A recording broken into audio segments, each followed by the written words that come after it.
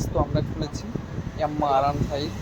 তো বাইকটার সমস্যা হচ্ছে ক্লাচ প্লেট চলে গেছে, গাড়ি স্টার্টিং করলে গাড়িটা চলছে না, হাই রেস হয়ে করলেও গাড়িটা করছে না।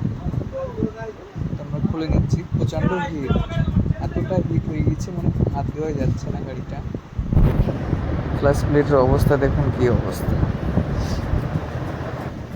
এই যে এটা খারাপ হয়ে গেছে। হুইল সেন্টার, হাফ সেন্টারটা, প্রেশার প্লেট, ক্লাচ প্লেট সব আমরা সেটিং লাগিয়ে দেবো। তো আমরা সব খুলে নিলাম, একবার হাউজিংটা টেস্ট করে নেবো যে হাউজিংটা ঠিক আছে কি না। হাউজিংটা ঠিক আছে, তো আমরা এইগুলো পাল্টালেই হয়ে যাবে, হাফ সেন্টার, হুইল সেন্টারগুলো।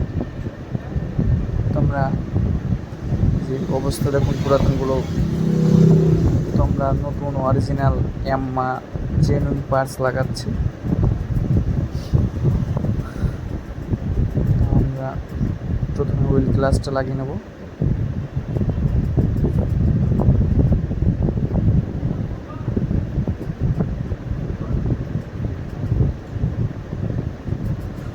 তো আমরা এটা লাগিয়ে নিলাম।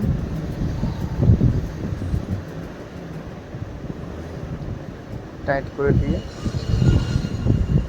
তো আমরা গ্লাস প্লেটগুলো সেট করে নেব। সব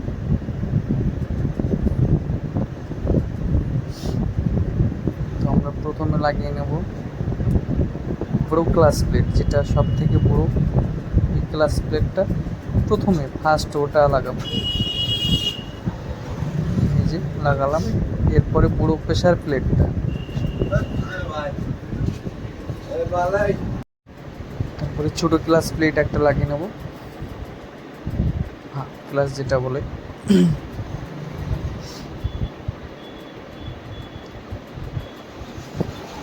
হাফ প্রেশার প্লেটও লাগিয়ে নিলাম। তো এবারে একটা ক্লাস প্লেট এটাই সেট হবে। এটা সেট হওয়ার আগে আগে ক্লাস অ্যাডজাস্টার নাটটা লাগিয়ে নেব।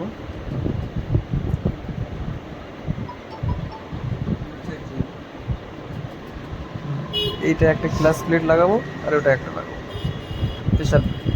এবার এটা সেট করব, এটা একটু ঘুরিয়ে সেট করতে হবে।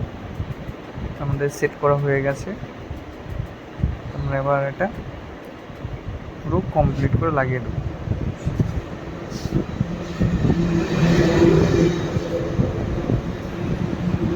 প্লাসটা আমরা অ্যাডজাস্ট করে নেব, হালকা আঠা দিয়ে প্যাকিংটা গ্লাস কভারটা লাগিয়ে দেবো। নাটগুলো টাইট করে নেব।